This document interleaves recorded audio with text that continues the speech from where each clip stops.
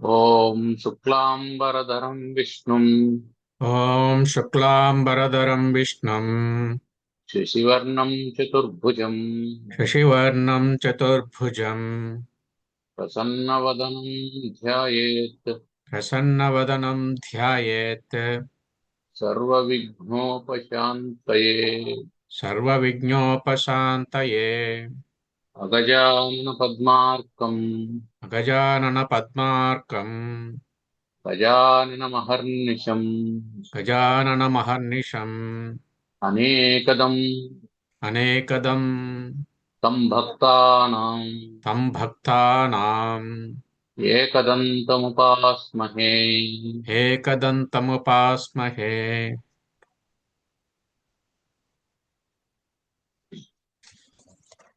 చాణక్యనీతి 4వ అధ్యాయం 9 దాకా చెప్తున్నా. 8 ఎనిమిది వరకు 8 వరకు చెప్తాం. చాణక్యుల వారు అగ్ని లేకుండా ఏవేవి శరీరాన్ని దహిస్తాయి అనేటువంటి విషయాల్ని మనకు చెప్పాడు. ఆ తర్వాత కిం తయా క్రియతే ధేన్వా కిం తయా క్రియతే ధేన్వా యానదోగ్ధ్రీన గర్భిణీ యాన దోగ్ధ్రీన గర్భిణీ కోర్తః పుత్రేణ జాతేన కోర్థః పుత్రేణ జాతేన యో న విద్వాన్న భక్తిమాన్. యో న విద్వాన్న భక్తిమాన్. కిం తయా క్రియతే ధేన్వా. ధేనువు అంటే ఆవు. ఆవు ద్వారా తయా దేన్వా కిం క్రియతే ఏం చేసుకుంటాం, ఆవుతో ఏం చేసుకుంటాం. ఎప్పుడు యా నదోగ్ధ్రీ నగర్భిణి. దోగ్ధ్రి అంటే పాలిచ్చేది అని అర్థం. గర్భిణి అంటే చూలుతో ఉండేది అని అర్థం. చూలు లేదు పాలు లేదు, అట్లాంటి ఆవుతో ఏం చేసుకుంటాం.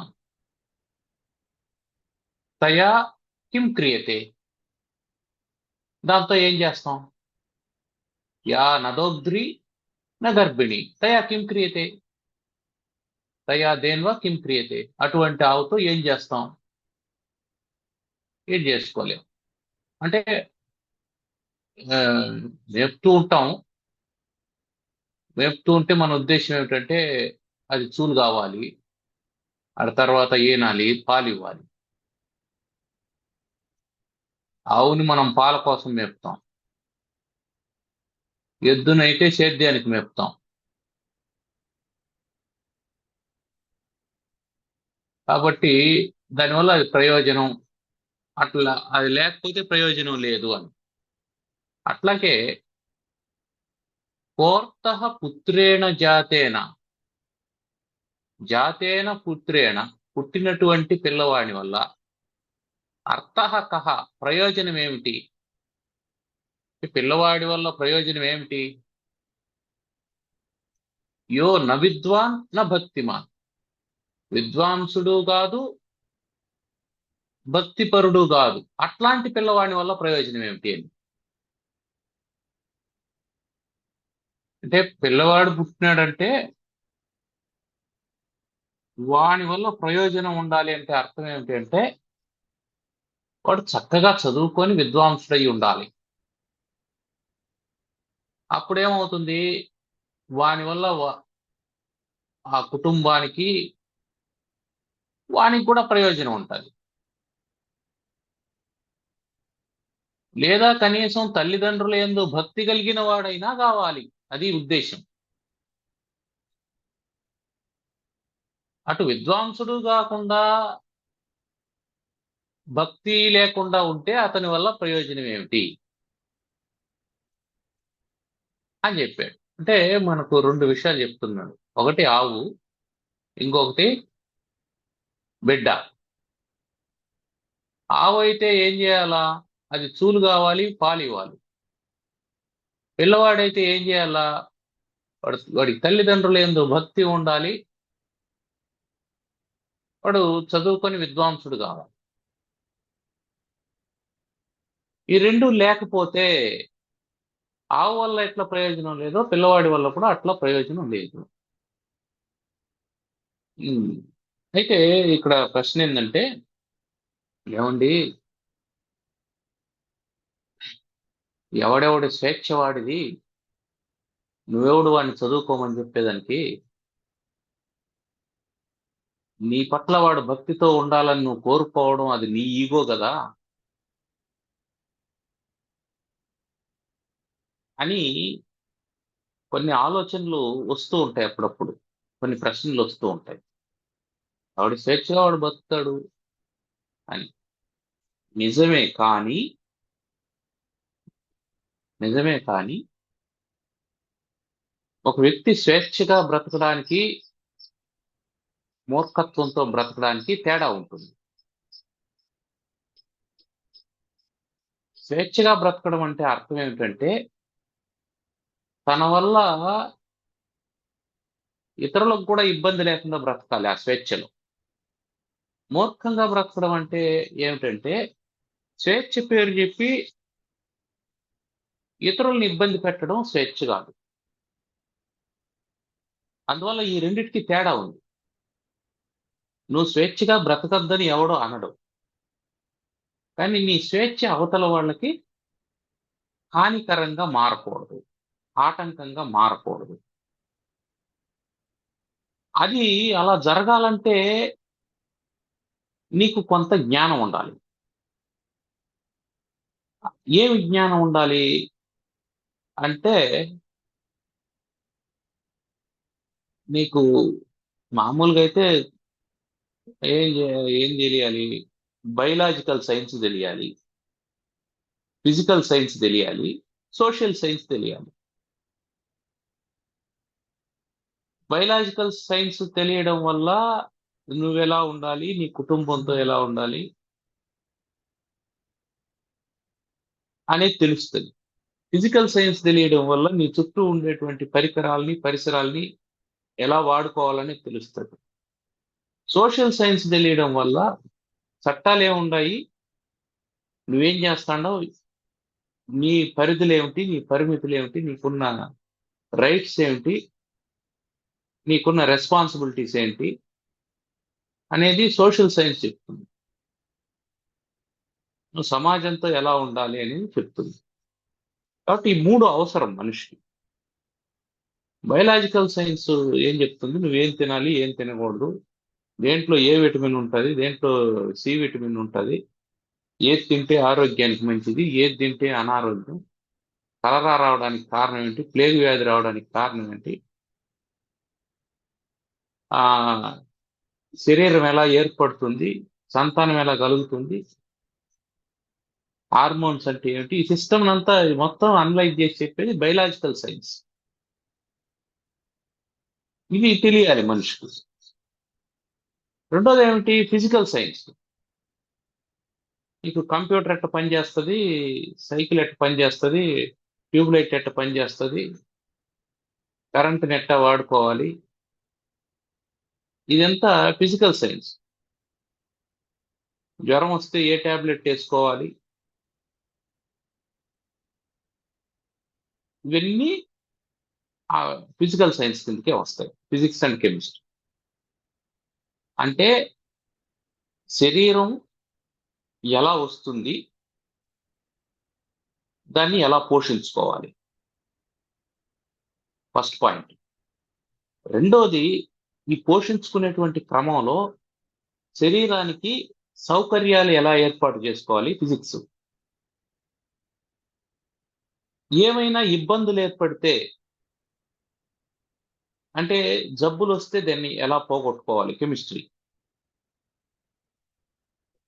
ఈ రెండు sciences, biological sciences, physical sciences.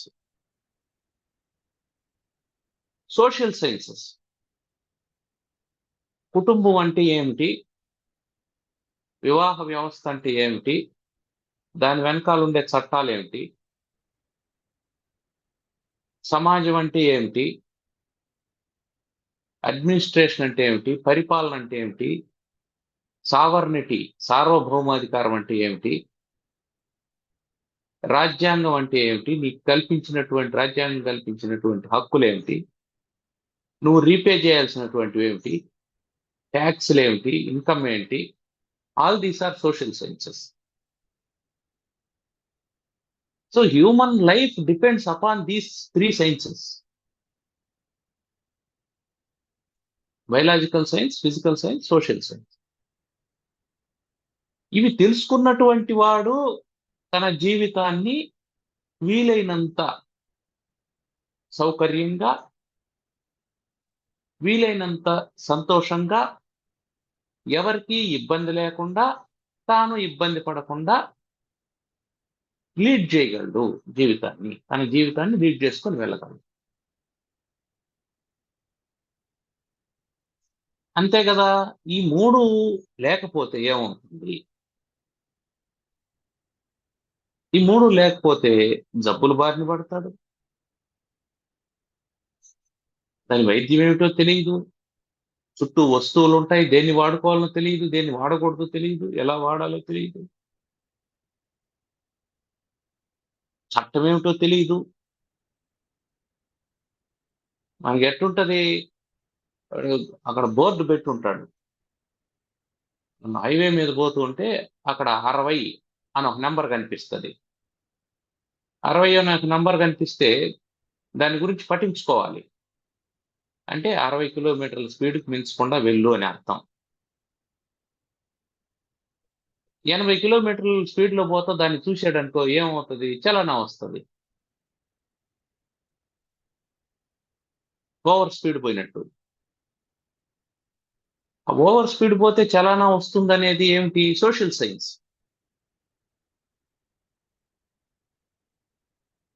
Wrong route లో పోతే చలనం వస్తుందనేది సోషల్ సైన్స్. సిగ్నల్ జంప్ అయితే చలనం వస్తుందనేది సోషల్ సైన్స్. చలనం వచ్చినా రాకపోయినా అది ప్రమాదం అని తెలియడం విచక్షణ. ఆ ప్రమాదాన్ని నివారించడం కోసమే ఈ కండిషన్స్ పెట్టారనేది సమాజం పట్ల మనకు ఉండాల్సినటువంటి కన్సర్న్. నేను స్వేచ్ఛగా ఉంటాను, నన్నెవడు కాదని, నువ్వు ఉండు, కాదని చెప్పలేదు. ఈ పరిధుల్లో నువ్వు ఎంత స్వేచ్ఛగైనా ఉండు. 60 కిలోమీటర్ల స్పీడ్ చెప్పారు కదా, 60 కిలోమీటర్ల స్పీడ్లో నీ మార్జిన్లో నువ్వు ఎట్లా నవ్వు, నిన్నెవడు కాదండి. దానికే స్వేచ్ఛ అని పేరు. అంతేగాని స్వేచ్ఛ అంటే 4 లైన్లు ఉంటే రోడ్డు మీద, ఈ లైన్లో నుంచి ఆ లైన్లోకి, ఆ లైన్లో నుంచి ఈ లైన్లోకి పాములాగా పోవడం స్వేచ్ఛ కాదు. That is disturbance.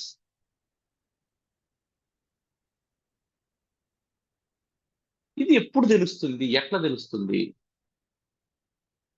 ఎవడు విద్వాంసుడైతే వాడికి తెలుస్తుంది. విద్వాన్ అంటే చదువుకున్నవాడు అని అర్థం. విద్దు జ్ఞాని. ఎవడికి జ్ఞానం ఉందో వాడికి ఇవన్నీ తెలుస్తుంది. జ్ఞానం అంటే మనం ఏదో అలౌకికమైనటువంటి విషయాలు తెలుసుకోవడమే జ్ఞానం అని అనుకోకూడదు. లౌకికమైనటువంటి విషయాలు కూడా జ్ఞానమే. ఓకే, ఇవన్నీ తెలిసింది, ఇవన్నీ తెలుసు. అయితే వాడు దాన్ని ఆచరించడు. నాకు రోడ్డుకి ఎడం వైపున పోవాలని తెలుసండి, నేను పోను. What is the use? అందుకని భక్తిమాన్ అన్నాడు. నీకు తెలిసిన దాని పట్ల భక్తి ఉండాలి, అంటే ఆచరణ ఉండాలి. భక్తి అంటే ఆచరణ అని అర్థం. ఇక్కడ నీకు ఏం తెలుసో దాన్ని ఆచరించాలి. ఏం తెలుసో దాన్ని ఆచరించాలి అంటే అర్థం ఏంటంటే ఏది ఆచరణయోగ్యమైందో దాన్ని ఆచరించాలి. అది కూడా తెలివే మళ్ళీ.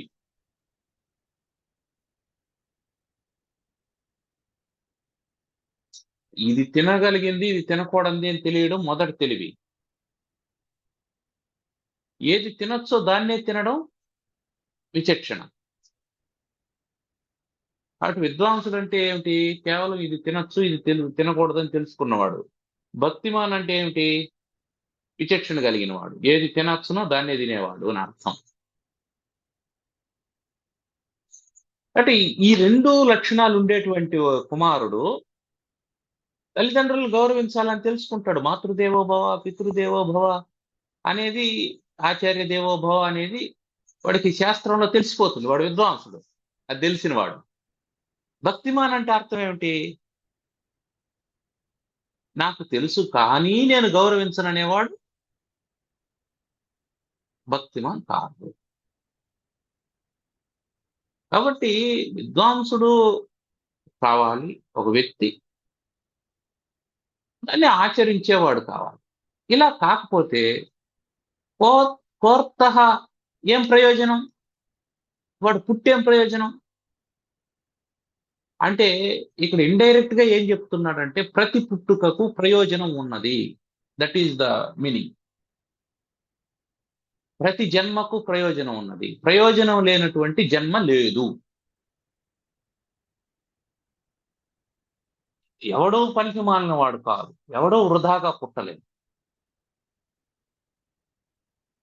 పిపీలికాది బ్రహ్మ పర్యంతం, చీమ మొదలుకొని బ్రహ్మ వరకు ఎవరి జన్మకు నిష్ప్రయోజనం అనేది ఉండదు. ప్రతి జన్మ సార్థకమైనటువంటిది, ప్రతి జన్మ ప్రయోజనకరమైనటువంటిది. మానవ జన్మకు ఆ స్కోప్ ఎక్కువ ఉంటుంది. నువ్వు చాలా చేయొచ్చు. నేనేం చేయను, ఇంట్లో కూర్చొని ఉంటానంటే కూడా ఉండొచ్చు. ఎవరో కాదనదు. కానీ ఈ విశ్వం, ఈ సమాజం నువ్వేదో చేస్తావని ఎప్పుడు ఎదురు చూస్తూ ఉంటుంది. నువ్వు పుట్టావు అనంటే నీ వల్ల సమాజానికి ఏదో ప్రయోజనం కలుగుతుంది అనేది ఎక్స్పెక్టేషన్. ఏ ప్రయోజనం లేకుండా శరీరాన్ని వదిలిపెట్టి వెళ్ళిపోతాను అంటే అది నువ్వు దుర్వినియోగం చేసుకోవడమే తప్ప సద్వినియోగం చేసుకోవడం కాదు. ఎక్స్పెక్ట్ చేస్తారు, ఇంత గొప్పవాడు పుట్టాడు ఈ లోకంలో, వీని వల్ల ఈ లోకానికి ప్రయోజనం ఉంటుంది అని అనుకుంటాను. ఆ ప్రయోజనం నెరవేరిస్తే సార్థకత అవుతుంది జన్మ, నెరవేర్చకపోతే నిష్ప్రయోజనం అవుతుంది. కాబట్టి అర్థ, ప్రయోజనం, ఒక ప్రయోజనం ఉంటుంది. ప్రతి జన్మకు ఒక ప్రయోజనం ఉంటుంది. ఆ ప్రయోజనాన్ని నెరవేర్చుకోవాలంటే ముందు మనం విద్వాంసులు కావాలి. ఈ విద్వాంసుడు ఎందుకు కావాలి అంటే నువ్వు ప్రయోజనాన్ని నెరవేర్చకపోయినా పర్వాలేదు కానీ ఇతరుల ప్రయోజనాలు దెబ్బతీయకుండా ఉండాలి అంటే నువ్వు విద్వాంసుడు కావాలి. నువ్వు పని చేయకపోయినా పర్వాలేదు, ఇతరుల ప్రయోజనాన్ని నువ్వు దెబ్బతీయకుండా ఉండాలి. నువ్వు ఓ పిల్లవాడు ఉన్నాడు, హాస్టల్లో ఉన్నాడు. వాడికి చదవడం ఇబ్బందిగా ఉంది. ఇబ్బందిగా ఉందంటే వాడు సోమరి, చదవడం లేదు. అందుకని వాడు చదువుతూ ఉన్నటువంటి వాడిని పుస్తకాలు తీసుకెళ్లి బావిలో పడేశాడు.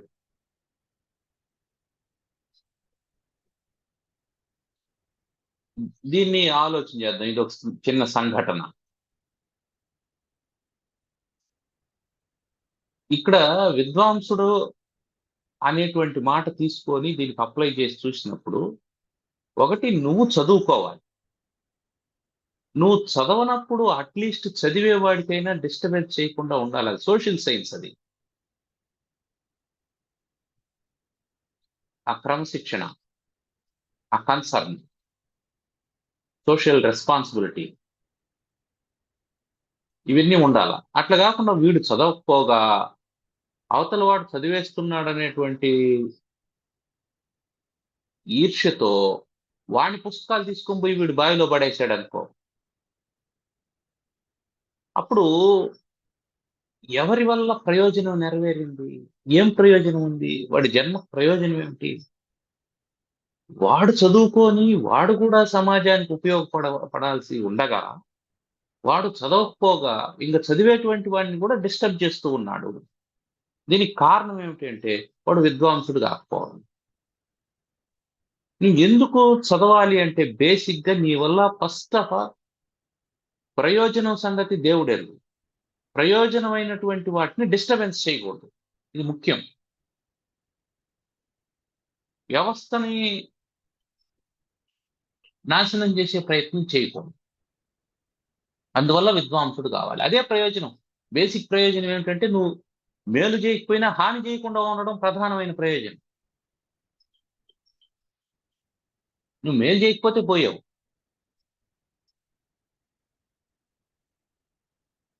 అది గుర్తుపెట్టుకోవాలి. కాబట్టి కోర్తః పుత్రేణ జాతేన యో న విద్వాన్ యో న భక్తిమాన్. విద్వాంసుడు కాకపోతే, భక్తిపరుడు కాకపోతే అటువంటి వాడు పుట్టిన ప్రయోజనం లేదు.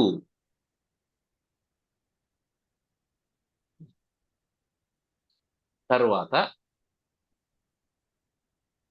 సంసారతాపదగ్ధానాం సంసారతాపదగ్ధానాం త్రయో విశ్రాంతి హేతవః త్రయో విశ్రాంతిహేతవః అపత్యం చ కలత్రం చ అపత్యం చ కలత్రం చ సతాం సంగతిరేవ చ. సతాం సంగతిరేవ చ. సంసారతాపదగ్ధానాం, సంసారం అనేటువంటి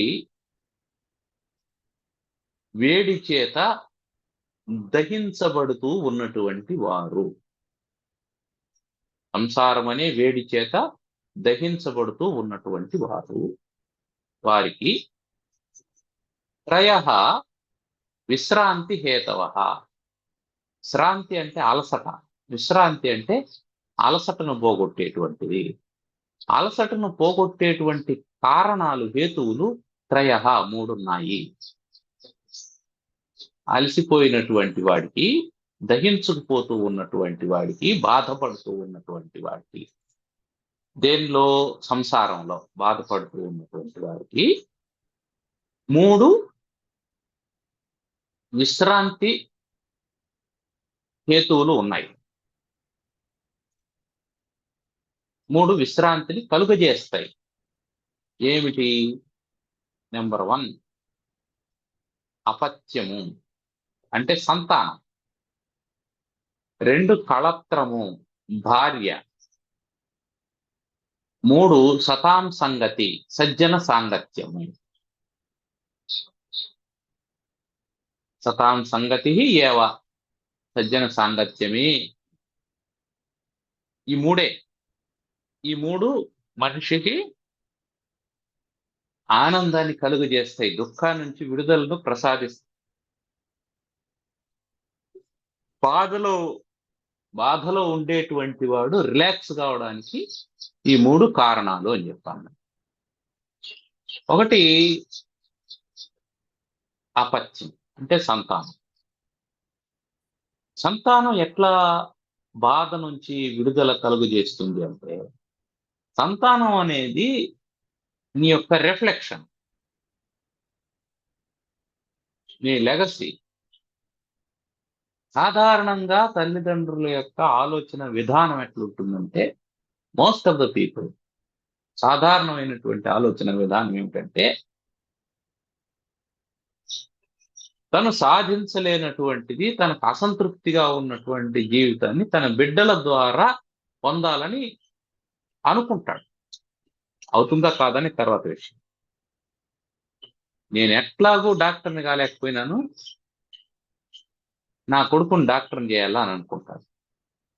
నేను ఎట్లాగూ ఇంజనీర్ని కాలేకపోయాను, నా కొడుకుని ఇంజనీర్ని చేయాలా అని అనుకుంటాను. That is what the expectation in parents upon their children. అంటే వాళ్ళ పిల్లల్ని అలా కావాలని ముందు నుంచి మోల్డ్ చేసుకుంటూ వస్తారు. వాడు కూడా అలాగే తయారైనాడు అనుకో, ఈ తల్లిదండ్రులు హ్యాపీ, ఆనందం. వాడు అలా కాకుండా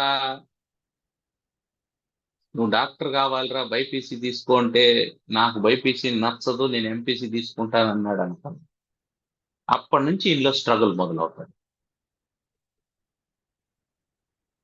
సంతానంలో ఏం చూసుకుంటాడంటే తనంతా తాను చూసుకుంటాడు.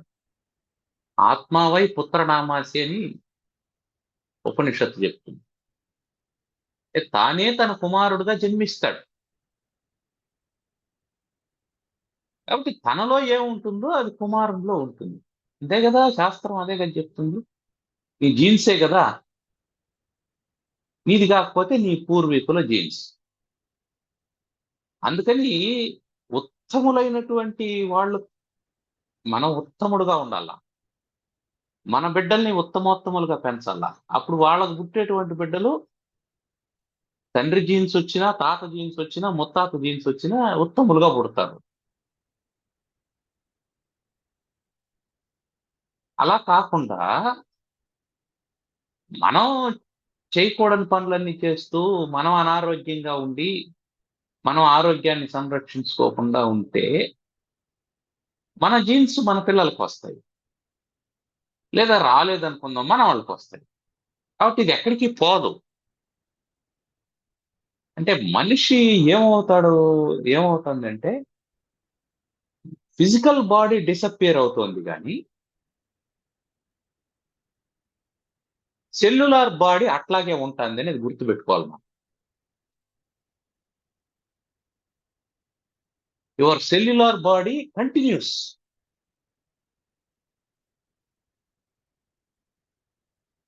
నీ ఫిజికల్ బాడీ ఉండదు, ఎందుకంటే దానికి టైం ఉంది. ఆ టైం ప్రకారం అది డిసప్పియర్ అయిపోతుంది. కానీ your cellular body is protected. ఎట్లా? నీ తర్వాత నెక్స్ట్ జనరేషన్ ద్వారా ప్రొటెక్ట్ అవుతూ ఉంటుంది. అందుకే ఉత్తముడైనటువంటి కుమారుడు పుట్టాలి అని అంటే తల్లిదండ్రులు ఉత్తములుగా ఉండాల, వాళ్ళ తల్లిదండ్రులు ఉత్తములుగా ఉండాలి. అందుకే ఏం చేస్తారు, ఓ సంబంధాన్ని చేసుకునేటప్పుడు అటేడు తరాలు ఇటేడు తరాలు చూడాలని అంటారు. ఎందుకు? దీనికోసమే, ఉత్తమమైనటువంటి సంతానం కలగడం కోసమే. కాబట్టి అపత్యం సంతానం అంటే అర్థం ఏంటంటే నీ రెప్లికా, నీ యొక్క ప్రతిబింబం. ఆ ప్రతిబింబం ఎట్లా ఏర్పడుతుంది అంటే మనం ఏమనుకుంటాం, ప్రతిబింబం బాగుండాలి అనుకుంటాం. ప్రతిబింబం బాగుండాలి అనుకుంటే నువ్వు అద్దానికి డెకరేషన్ చేస్తే లాభం లేదు, బింబానికి డెకరేషన్ చేయాలి. బింబంలో ఏముందో అదే ప్రతిబింబంలో కనిపిస్తుంది. నువ్వు అట్లా కాకుండా బింబాన్ని అలాగే వదిలేసి ప్రతిబింబంలో చేస్తానంటే లాభం లేదు. ఎంత ఫోటోషాప్ లో తయారు చేసిన ఫోటో లాగా ఉంటుంది. ఫోటోషాప్ లో మన ఫోటోని అందంగా తయారు చేసుకోవచ్చు, కానీ అది మనమా? అది మనమా? కాదు. ఫోటోషాప్ లో నా ముక్కుని ఇంకా కొంచెం పొడవుగా లాగేయచ్చు, అప్పుడు నేనవుతానా? కాదు.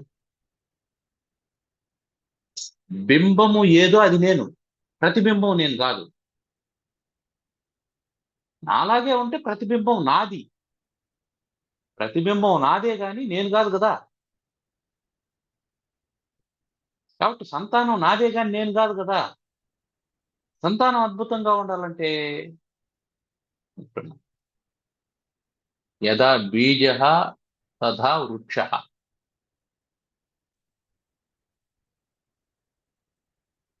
యదా బీజ తథా వృక్ష. వేప విత్తనాలు వేసి మామిడి చెట్లు రావాలంటే కుదరదు.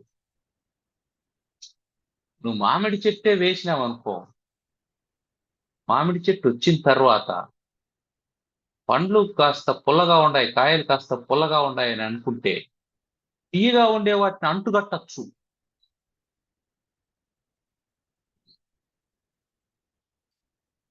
అంతేగాని నువ్వు వేప విత్తనం వేసి దానికి మామిడి చెట్టు అంటుకడతానంటే ఆ టెక్నాలజీ ఉందో లేదో మనకు తెలియదు. ఉంటే మంచిదే.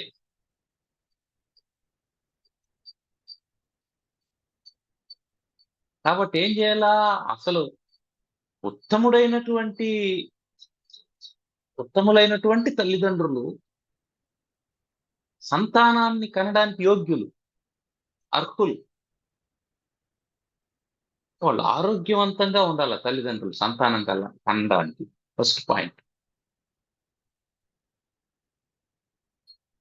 తర్వాత వాళ్ళు విజ్ఞానవంతులై ఉండాలి.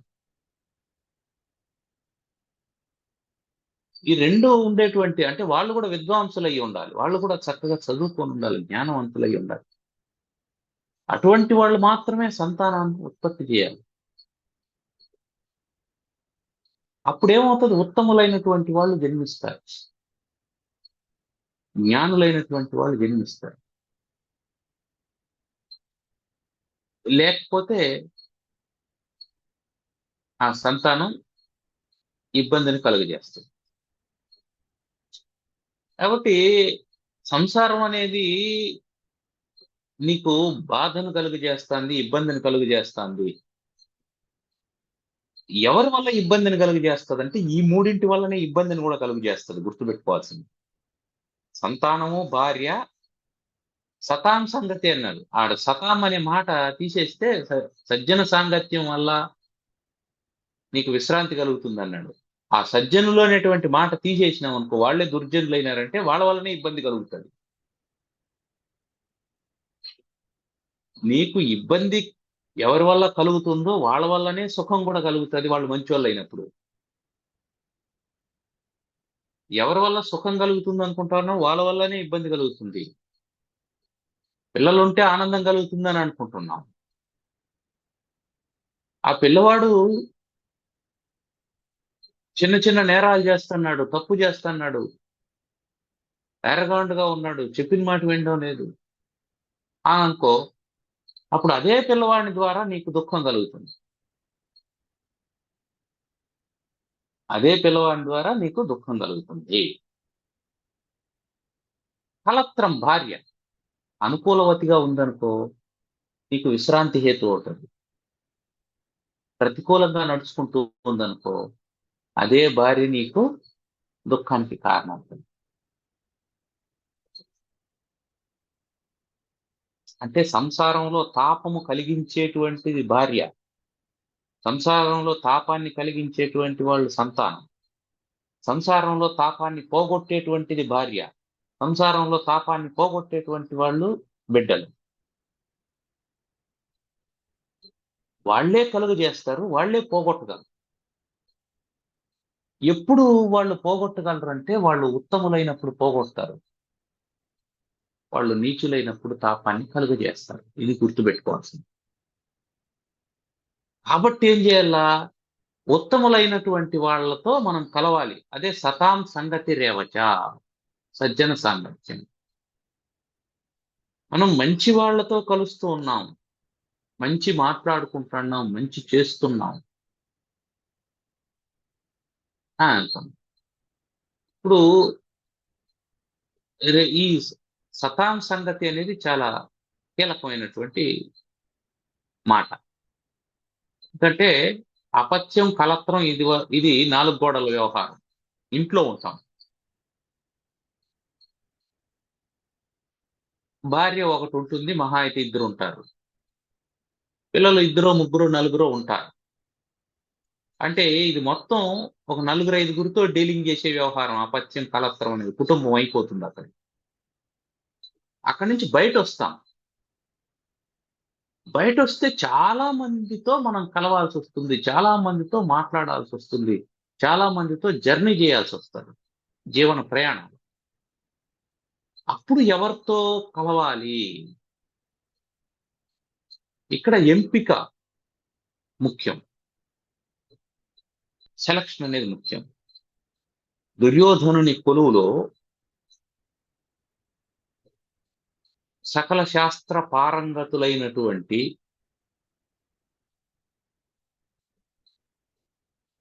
భీష్ముడున్నాడు, ద్రోణుడున్నాడు, కృపుడున్నాడు, అశ్వత్థామ ఉన్నాడు, విదురుడున్నాడు, సంజయుడున్నాడు. వీళ్ళనందరినీ వదిలేసి ధృతరాష్ట్రుడు, ఆ దుర్యోధనుడు ఆ కర్ణునితో, శకునితో, దుశ్శాసనతో సహవాసం చేశాడు. ఎవరితో సహవాసం చేస్తే మంచి జరుగుతుందో వాళ్ళని వదిలేశాడు, ఎవరితో సహవాసం చేస్తే చెడు కలుగుతుందో వాళ్ళని పట్టుకున్నాడు. వాళ్ళు ఏం చేశారు? ఇతనిలో ఉండేటువంటి ఈగోని రెచ్చగొడుతూ వచ్చినారు. ఇతను చేయాలనుకున్నటువంటి ప్రతి చెడ్డ పనికి వాళ్ళు సపోర్ట్ చేస్తూ వచ్చినారు. ఆ కారణం చేత చివరికి అతనితో పాటు అతని తమ్ముళ్ళు, అతని బంధుమిత్రులు అందరూ నాశనం కావాల్సినటువంటి పరిస్థితి ఏర్పడింది. 18 అక్షోహిణుల సైన్యం యుద్ధం చేస్తే 11 మంది మిగిలారు. ఎంత ఘోరం అది! దానికి కారణం ఏమిటి అంటే దుర్యోధనుని యొక్క దుర్జన సాంగత్యం, అంతే. ఒక మనిషి ఎవరితో కలుస్తున్నారనేది అది సమాజానికి హాని చేస్తుంది, అతనికి వ్యక్తిగతంగాను హాని చేస్తుంది. ఇక్కడ ఇప్పుడు మనకు హాని అనేది ఎలా జరుగుతుంది అనేది ఒక చిన్న పాయింట్తో మనం వెరిఫై చేసుకుంది. ఏమిటంటే ఒక స్మగ్లర్ ఉన్నాడు, ఎర్రచందనం స్మగ్లింగ్ చేసే వ్యక్తి ఉన్నాడు. అతనితో మనకు పరిచయం ఏర్పడింది. అతనితో కలిసి మనం ఎర్రచందనం స్మగ్లింగ్ చేయడం లేదు,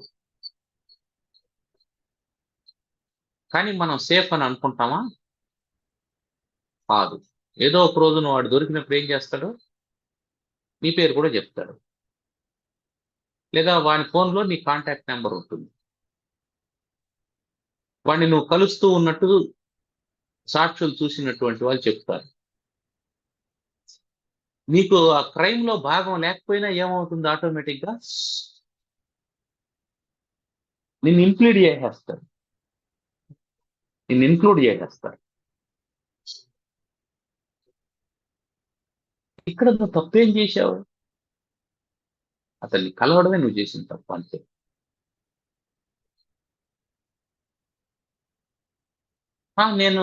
నేను స్మగ్లింగ్ చేయలేదండి. పర్వాలేదు, నీకు ఆ తాపం ఉంటుంది, నీకు ఆ బాధ ఉంటుంది, తప్పదు. కాబట్టి సజ్జన సాంగత్యము అనేది చాలా ముఖ్యమైనటువంటిది. ఆ సజ్జన సాంగత్యం అంటే అసలు ఎవడు సజ్జనుడు? ఫస్ట్ పాయింట్ ఏంటంటే, ఎవడు నిన్ను మాటి మాటికి పొగడకుండా ఉంటాడో వాడు సజ్జనుడు. ఇది చాలా ముఖ్యమైనటువంటి విషయం. నీలో ఉండేటువంటి సుగుణాలను పెంపొందింపజేయాలి.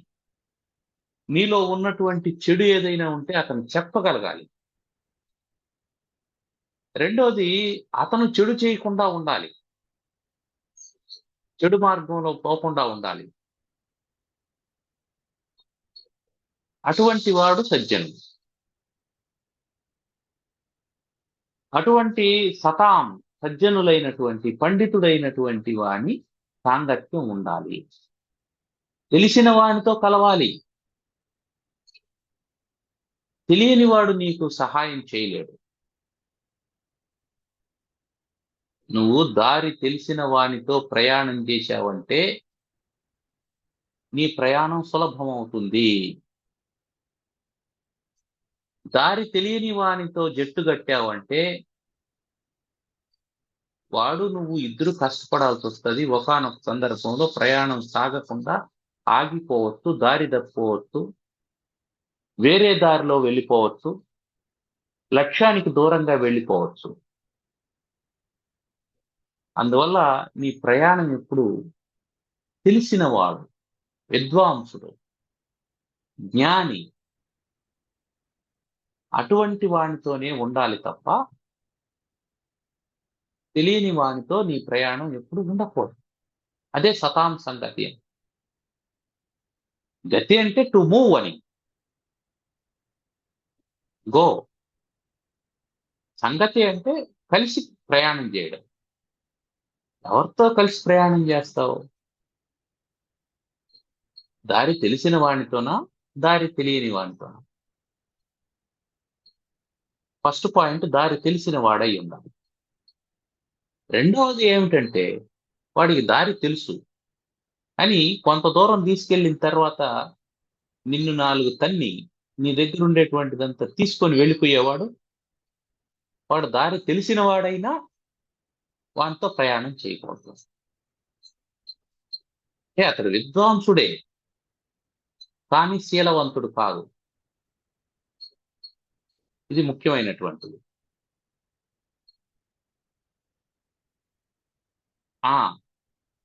విద్వాంసుడే కానీ భక్తి లేదు, శీలవంతుడు కాదు, ఆచరణశీలుడు కాదు. అందువల్ల అతనితో ప్రయాణం కూడా నీకు క్షేమం కాదు. అందుకని సతాం సంగతి అంటే, సతాం అనే దానికి మాట ఏమిటంటే విద్వాంసుడు, భక్తిపరుడు పై శ్లోకంలో చెప్పిందని మనం అట్లాగే అప్లై చేసుకుంటే సరిపోతుంది. ఈ 2 లక్షణాలు సంతానానికి, భార్యకు కూడా ఉండాలి. సంతానం కూడా అదే పైన చెప్పేశాడు, పుత్రుడు అంటే విద్వాంసుడై ఉండాలి, భక్తిపరుడై ఉండాలి. భార్య విద్వాంసురాలు కాకపోతే ఏమవుతుంది? సంసారం పాడైపోతుంది. ఎందుకంటే పిల్లలు భాషను ఎక్కడ నేర్చుకుంటారు? తల్లి దగ్గర కదా నేర్చుకుంటారు. బేసిక్ గా పిల్లలకి ఉండేటువంటి లక్షణం ఏమిటి? వాళ్ళు ఎలా నేర్చుకుంటారు అంటే అవతల వాళ్ళని చూస్తూ నేర్చుకుంటారు. అంటే మొట్టమొదటి ఎవరిని చూస్తారు? తల్లిదండ్రులు చూస్తారు. తల్లిదండ్రులు ఎలా ఉన్నారు, వాళ్ళు ఏం మాట్లాడుకుంటున్నారు, ఏం తింటున్నారు, ఎలా ప్రవర్తిస్తున్నారు అనేటివన్నీ కూడా బిడ్డల మీద ప్రభావాన్ని చూపిస్తూ ఉంటాయి. So these 2 persons are influencing characters, mother and father. వీళ్ళిద్దరూ first influence of a child. వాళ్ళు ఎలా ఉండాలి? వాళ్ళు విద్వాంసులుగా, భక్తిపరులుగా వాళ్ళుంటే అదే ఇన్ఫ్లుయెన్స్ సంతానానికి వస్తుంది. అంటే భార్య కీలకమైనటువంటి సంసారం. అందువల్ల ఆవిడ ఎలాంటిదై ఉండాలంటే విద్వాంసురాలై ఉండాలి, చక్కగా చదువుకోను,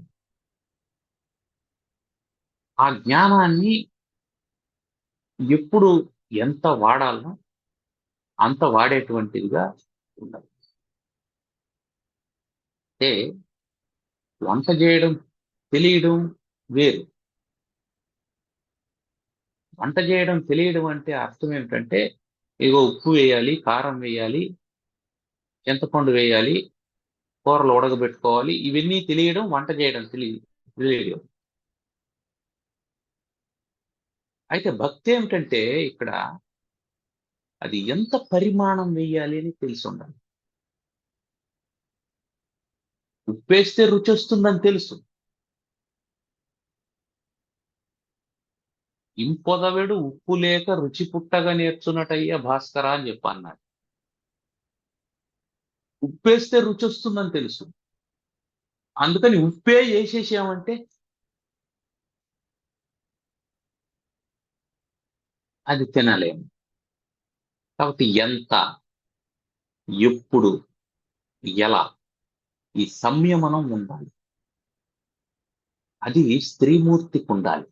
ఎందుకంటే స్త్రీమూర్తి యొక్క ప్రభావం వల్ల కుటుంబం అది సంసార తాపమా, సంసార సంతోషమా అనేది స్త్రీమూర్తి మీద ఆధారపడి ఉంటుంది. అందుకని ఉత్తమమైనటువంటి సంతానం, ఉత్తమమైనటువంటి ఇల్లాలు, సజ్జనులైనటువంటి స్నేహితులు, ఇది ఉంటే వాడికి సంసారం దుఃఖం అనిపించదు, ఆనందంగా గడిచిపోతా ఉంటుంది. బయట పోతాడు, మంచి స్నేహితులు ఉంటారు, హాయిగా మాట్లాడుకుంటారు, మంచి పనులు చేస్తారు, ఆనందంగా ఉంటారు. అక్కడి నుంచి ఇంటికి వస్తారు, ఇంటికి వస్తే భార్య నవ్వుతూ పలకరిస్తుంది, ఆమె కూడా ఏమైనా ఉద్యోగం చేసి వచ్చుంటే ఆ విషయాలు చెప్తుంది. ఈలో పిల్లలు వస్తారు, వాళ్ళు చక్కగా చదువుకుంటూ ఉంటారు, గుణవంతులైనటువంటి పిల్లలుగా ఉంటారు. ఎక్కడ బాధపడడానికి ఒక అంశం కూడా లేదు. అట్లాంటప్పుడు సంసారం తాపం ఎట్లా అవుతుంది? హాయిగా ఉంటారు.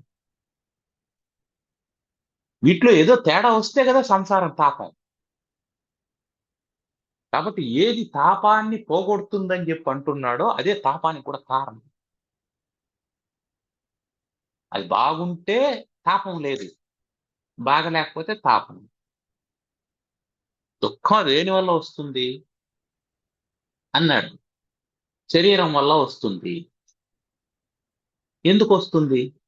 శరీరానికి రోగం వచ్చిందంటే దుఃఖం వస్తుంది, రోగం పోయిందంటే ఆనందంగా ఉంటుంది. అంటే నీకు ఆనందాన్ని ఇస్తాండే శరీరమే దుఃఖానికి కూడా కారణం అవుతుంది. అదే దుఃఖము, అదే ఆనందం. అది బాగుంటే ఆనందం, బాగలేకపోతే దుఃఖం. కాబట్టి సంతానం బాగుంటే ఆనందం, భార్య బాగుంటే ఆనందం, స్నేహితులు బాగుంటే ఆనందం, వాళ్ళు బాగలేకపోతే దుఃఖం. అంటే దుఃఖం ఒక ఒక పదార్థంలో, సుఖం ఒక పదార్థంలో ఉండదు. ఒకే పదార్థంలో సుఖం దుఃఖం రెండు ఉంటాయి.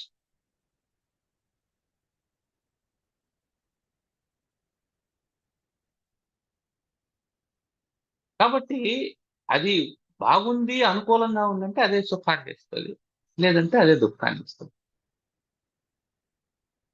ఇటు పాము ఉంది, అది కాటేస్తుంది. కాటేస్తే ఏమవుతుంది? మనిషి చనిపోతాడు. ఇప్పుడు హాస్పిటల్కి తీసుకుపోయినాం, ఇంజక్షన్ వేస్తాడు. ఏం వేస్తాడు ఇంజక్షన్? పాము విషాన్ని ఇంజక్షన్ గా వేస్తాడు. ఏ రకమైనటువంటి పాము చూసుకొని ఆ జాతి పాము నుంచి తీసినటువంటి ఆ విషాన్ని మళ్ళీ వేస్తాడు.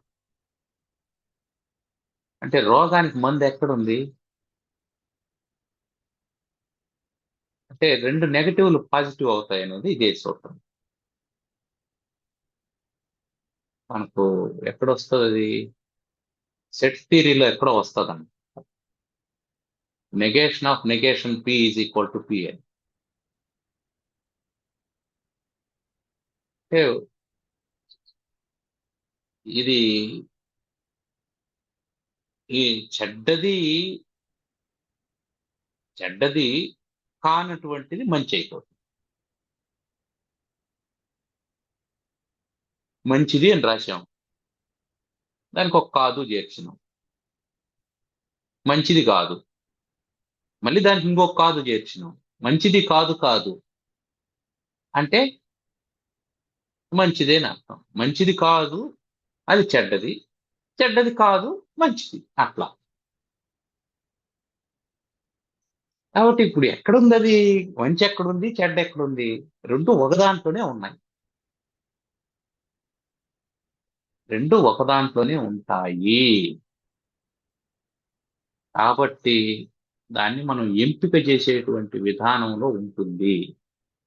అది మనం జాగ్రత్తగా చూసుకోవాలి. ఆ తర్వాత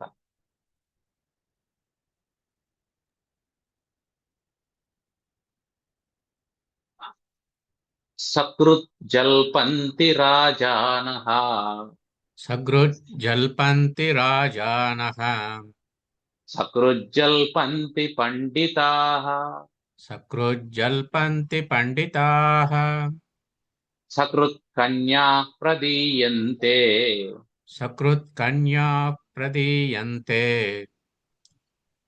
త్రీణ్యేతాని సకృత్ సకృత్. త్రీణ్యేతాని సకృత్ సకృత్. సకృత్ అంటే విరళము అని అర్థం. అంటే అప్పుడప్పుడు జరిగేదాన్ని సకృత్ అంటారు. సకృత్తుగా అంటే అప్పుడప్పుడు అని, అంటే ఎప్పుడు జరగకుండా అప్పుడప్పుడు జరుగుతూ ఉండేటువంటి దాన్ని. అదే కంటిన్యూస్ ప్రాసెస్ కాకుండా ఎప్పుడో ఒకసారి, వన్స్ ఇన్ ఏ వైల్ అంటామే, అట్లా జరిగేటువంటి దాన్ని సకృత్ అంట. రాజానహ అంటే రాజులు, సకృత్ జల్పంతి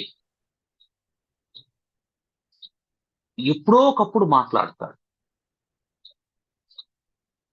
రాజు ఎప్పుడు నీతో మాట్లాడుతూ కూర్చోడు, ఎప్పుడో ఒకసారి పలకరిస్తాడు. ఎందుకని? వాడికి ఎన్నో పనులు ఉంటాయి, రాజకార్యాలు ఉంటాయి. ఆ మధ్యలో నీతో మాట్లాడుతూ కూర్చున్నాడంటో, ఏ పని లేనోళ్ళలాగా కూర్చొని నీతో మాటలకు పెట్టుకున్నాడంటే వాని పనులు దెబ్బతింటాయి. అందువల్ల ఎప్పుడో ఒకసారి మాట్లాడతాడు. సకృత్ జల్పంతి పండితాహ, పండితులు కూడా అంతే, ఎప్పుడో ఒకసారి నీతో మాట్లాడతాడు. ఎప్పుడు మాట్లాడుతూ ఉండడు అని అర్థం. అంటే ఏం అర్థం? ఎప్పుడు అవసరమో అప్పుడు మాట్లాడతాడు అని దాని అర్థం. ఎప్పుడు అవసరమో అప్పుడు మాట్లాడేటువంటి వాడు పండితుడు, ఎప్పుడు అవసరమో అప్పుడు మాట్లాడేటువంటి వాడు రాజు. అవసరం ఉన్నా లేకపోయినా మాట్లాడుతూ ఉండేటువంటి వాడు మూర్ఖుడు. ఫోన్ చేస్తాడు, ఏం ఫోన్ చేసినావంటే ఊరికే నేను చేసినానంట. ఊరికే నేను చేసిన, ఊరికే ఎందుకు చేయడం? నువ్వు ఊరికే ఉండవు, నువ్వు చేసినావు. అవతల వాడు కూడా తీరికగా ఉండాడా? వాడికి ఏం పని ఉండదా? ఊరికే ఎందుకు చేస్తావు? ఈ పని ఉంది. ఒకప్పుడు ఎస్టీడీ బుక్ చేసేటప్పుడు, ట్రంక్ కాల్ బుక్ చేసేటప్పుడు, ఆ రోజుల్లో చాలా మంది ఏం చేసేవాళ్ళంటే ఏమేం మాట్లాడాలి అని రాసుకునేవాళ్ళు. ఈ పాయింట్, ఈ పాయింట్, ఈ పాయింట్ రాసుకొని అటువైపు మీటర్ వైపు చూస్తూ, ఆడ నిమిషం అయిందంటే మళ్ళీ టారిఫ్ మారిపోతుంది. అది మారక ముందే కరెక్ట్ గా 58 సెకండ్లకే కాల్ కట్ చేసేసేవాళ్ళు, చెప్పాల్సినటువంటి ఐటమ్స్ అన్ని రాసుకొని. ఎంత పొదుపుగా మాట్లాడేవాళ్ళు. అప్పుడు రిలేషన్స్ బాగలేవా? ఎప్పుడైనా పొదుపుగా మాట్లాడితేనే రిలేషన్ బాగుంది. ఎక్కువ మాట్లాడడం వల్ల ఏమవుతుందంటే మెల్లమెల్లగా మెల్లమెల్లగా ఆ మాటల్లో డెన్సిటీ తగ్గిపోతుంది, సాంద్రత తగ్గిపోతుంది. ఏదో ఒకటి మాట్లాడాలి కాబట్టి కాలక్షేపం మాటలు వస్తాయి. ఏదో ఒకటి మాట్లాడేటప్పుడు ఏమొస్తాయి? పోర్టబుల్ కోట్స్ లాంటి మాటలేమీ రావు. అనకూడనటువంటి మాటలు, వినకూడనటువంటి మాటలే వస్తూ ఉంటాయి. దానివల్ల కాలం వృధా అవుతూ ఉంటుంది. అందుకని పండితుడైనటువంటి వాడు ఎక్కువ మాట్లాడడు. First point. రాజు కూడా ఎక్కువ మాట్లాడడు. సకృత్ కన్యా ప్రదీయంతే, కన్యను కూడా ఒకసారే ఇస్తారు, పదే పదే ఇవ్వరు.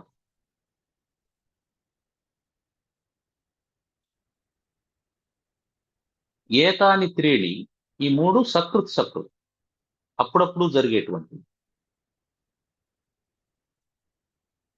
అంటే ఏమర్థం? ఒకసారి కన్యనిచ్చి పెళ్లి చేశాము అని అంటే ఆ తర్వాత ఏం జరుగుతుంది? జీవితాంతం వాళ్ళిద్దరు కలిసి ఉంటారు. పండితుడైనటువంటి వాడు ఒక మాట చెప్పినాడు అని అంటే జీవితాంతం గుర్తుండేటువంటి మాట అయితేనే చెప్పాలి.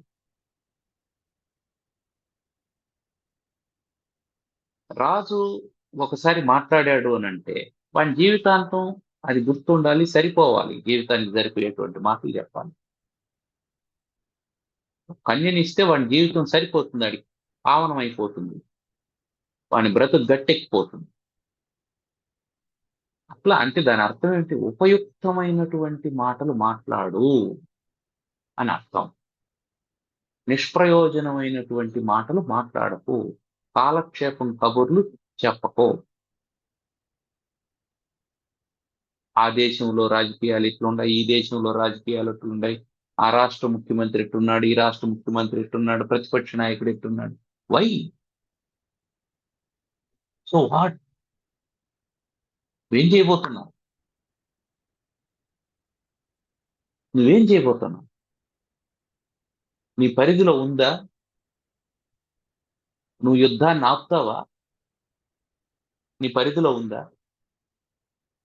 నీ పరిధిలో లేనటువంటి దాని గురించి మాట్లాడి నువ్వు కాలాన్ని వృధా చేయడం కంటే నీ పరిధిలో ఉన్నటువంటి విషయాన్ని చూడు, నువ్వు చేయగలిగినటువంటివి చూడు, వాటి గురించి మాట్లాడు, ఉపయుక్తమైనటువంటి మాటలు మాట్లాడు. నువ్వు చేయగలిగినటువంటివి, నువ్వు ఆచరించగలిగినటువంటి, నువ్వు తెలుసుకోవాల్సినవి, నువ్వు నేర్చుకోవాల్సినవి. ఇది నేర్చుకుంటే నాకు ఉపయోగపడుతుంది, నా కుటుంబానికి ఉపయోగపడుతుంది, నా సమాజానికి ఉపయోగపడుతుంది. వాడు చేశాడు, ఆ నాయకుడు ఇట్లాంటి వాడు, ఈ నాయకుడు ఇట్లాంటి వాడని సోషల్ మీడియాలో చేరి వాడిని వీడి తిడతా, వీడిని వాడు తిడతా. అలా చేసేవాడు పండితుడు కాదు. పండితుడైనటువంటి వాడు సకృత్ జల్పంగా. సకృత్ జల్పంగా. రాజులు సకృత్ జల్పంగా. ఎట్లా? సకృత్ కన్యా ప్రదీయంతే. అట్లా ఎప్పుడో ఒకసారి don't utter the unnecessary words. Speak out the golden words.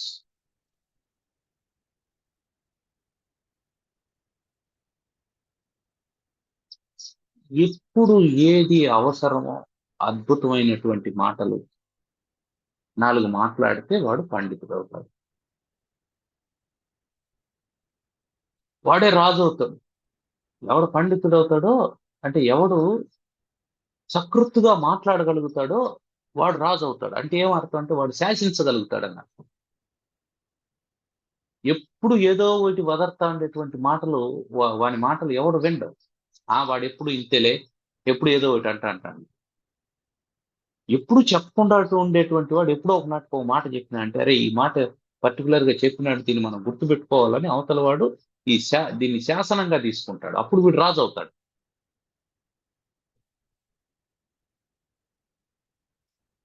ఈ మాటల ద్వారానే నువ్వు పండితుడు, నీ మాటల ద్వారానే నువ్వు రాజు. ఈ మాటకు ఎప్పుడు విలువ ఉంటుందో అప్పుడు నువ్వు రాజు అంతే. ఈ మాట శాసనంగా ఎప్పుడు మారుతుందంటే అది విలువైనటువంటిది అయినప్పుడు మారుతుంది. అది ఎప్పుడు విలువైనటువంటిది అవుతుంది అని అంటే ఎప్పుడు అవసరమో, ఎంత అవసరమో, ఏది అవసరమో అది మాట్లాడినప్పుడు అది విలువైనటువంటిది అవుతుంది. ప్రతిసారి తగుదునమ్మా అనేసి ఇంటర్ఫీర్ అయిపోయి అన్నిట్లో నేను దూరుతానంటే వీడంతే ఎప్పుడు అదే ఏదో ఒకటి మాట్లాడుతుంటాడని వదిలేస్తాడు.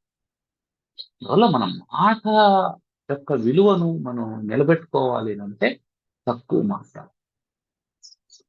ఇంకా ఒకటి కూడా చెప్పాడు, మౌనం శ్రేయం అపండితానామం. అసలు నీకు తెలియనప్పుడు తెలియనటువంటి టాపిక్ల్లో దూరి అసలు మాట్లాడదు.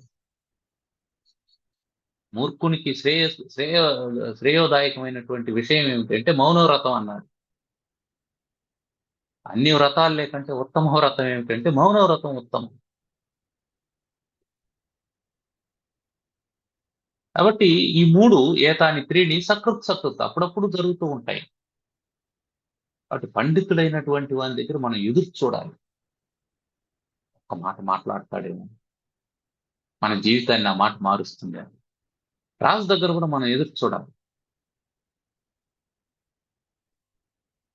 ఇలా మన మాట కోసం అవతల వాడు ఎదురు చూస్తున్నాడు అన్నప్పుడు ఆ మాటకు విలువ ఉంటుంది.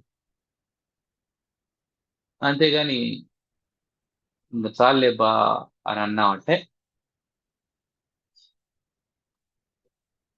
మాట్లాడకూడని మాటలు మాట్లాడుతున్నారని అర్థం. సరే, ఏమైనా ప్రశ్నలు ఉన్నాయా? ఇప్పుడు ఆ, ఉమ్, ప్రతిబింబం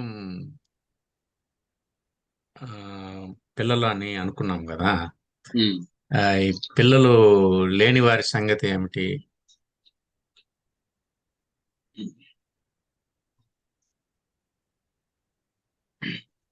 లేని వారికి సమస్య లేదు కదా. సమస్య అనేది ఏదైనా ఉన్నప్పుడు కదా వస్తది. సుఖము దుఃఖము రెండు ఉంటాయి అక్కడే. మరి న్యూట్రల్ గా ఉంటారు, జీరో అయిపోతారు ఇప్పుడు లేని నీకు వారు. పిల్లలు పిల్లలు లేకపోతే లేదనే దుఃఖం ఉంటుంది. ఓకే. లేదనే దుఃఖం ఉంటుంది. లేదని సుఖం కూడా ఉంటాయి. లేకపోవడం వల్ల ఉండే సుఖం కూడా ఉంటది. పిల్లలు ఉంటే ఉండడం వల్ల దుఃఖం ఉంటది, ఉండడం వల్ల ఉండే సుఖం సుఖం ఉంటది. ఉంటుంది. అంతే. ఏదైనా దేంట్లో అయినా సుఖము దుఃఖం ఉంటది. రెండు ఒకే చోట ఉంటాయి. అది బాగుంది. అనుకూలంగా ఉన్నప్పుడు సుఖము, ప్రతికూలంగా ఉన్నప్పుడు దుఃఖం. అంతే. ఈ రెండు కూడా మళ్ళీ మన భావనలే. ఈ అనుకూల భావము మనదే, ప్రతికూల భావము మనదే. నిజానికి వస్తువు అనుకూలంగానో ప్రతికూలంగానో మారదు.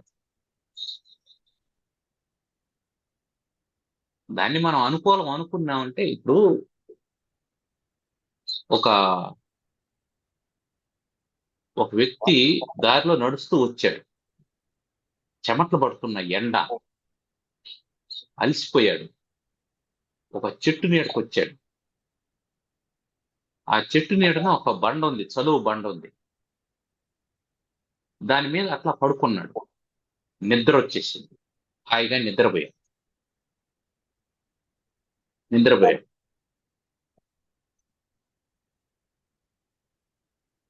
ఇది ఫస్ట్ సిచ్యువేషన్. రెండో సిచ్యువేషన్, అదే వ్యక్తి అదే వ్యక్తి ఒక కారులో వచ్చాడు. చీకటి పడిపోతా ఉంది. ఇప్పుడు అదే చెట్టు కింద, అదే చలవ బండ మీద అతన్ని పడుకోమన్నారు. దిండు లేదు, చాప లేదు, దుప్పటి లేదు అని అన్నాడు. మొన్న మధ్యాహ్నం పడుకొని నిద్రపోయినప్పుడు దిండు, చాప, దుప్పటి ఇవన్నీ ఉన్నాయా? లేదు. ఇప్పుడు ఎందుకు కోరుకుంటున్నావు? నీకు ఏది అనుకూలంగా ఉందో అది సుఖాన్ని ఇస్తుంది, ఏది ప్రతికూలంగా ఉందో అది దుఃఖాన్ని ఇస్తుంది. ఈ వస్తువు అనుకూలంగా కానీ ప్రతికూలంగా కానీ మారదు. ఆ ఫీలింగ్ అంతే. నీ మనసే దాన్ని అనుకూలంగాను ప్రతికూలంగాను భావన చేస్తుంది. కాబట్టి నువ్వు ప్రపంచాన్నంతా నీకు అనుకూలంగా ఉంది అని అనుకున్నావంటే అది అనుకూలంగానే ఉంటుంది, ఆనందంగా ఉంటుంది. ఈ ప్రపంచం అంతా నాకు ప్రతికూలంగా ఉంది అనుకున్నావంటే ప్రతిదీ ప్రతికూలంగా ఉంటుంది, నీకు దుఃఖాన్ని కలుగజేస్తుంది. ఇక్కడ నీ భావం మాత్రమే అనుకూల ప్రతికూలాలుగా ఉంటుంది తప్ప బయట ఏది అనుకూలంగాను ప్రతికూలంగాను ఉండదు. అది దానిలాగా ఉంటుందంతే. చెట్టులాగా ఉంది, చలువు బండలాగా ఉంది, అంతే. అది నీకు అనుకూలంగాను మారలేదు, ప్రతికూలంగాను మారలేదు. నీ భావనే అనుకూలము ప్రతికూలం అని అనుకుంటుంది. అందుకే మన ఏవ మనుష్యానం కారణం బంధమోక్షయోహో అని చెప్పన్నారు. కాబట్టి నీ మనస్సే కారణం దుఃఖానికైనా సుఖానికి.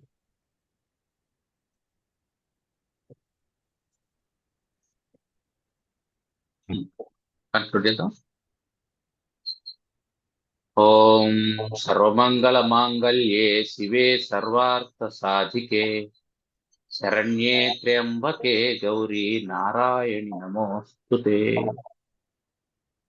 ఓం స్వస్తి ప్రజాభ్యః పరిపాలయంతాం న్యాయేన మార్గేణ మహీం మహీషాః గోబ్రాహ్మణేభ్యः శుభమస్తు నిత్యం లోకాः సమస్తాः సుఖినో భవంతు. ఓం శాంతి శాంతి శాంతి. ధన్యవాదాలు. ధన్యవాదాలు.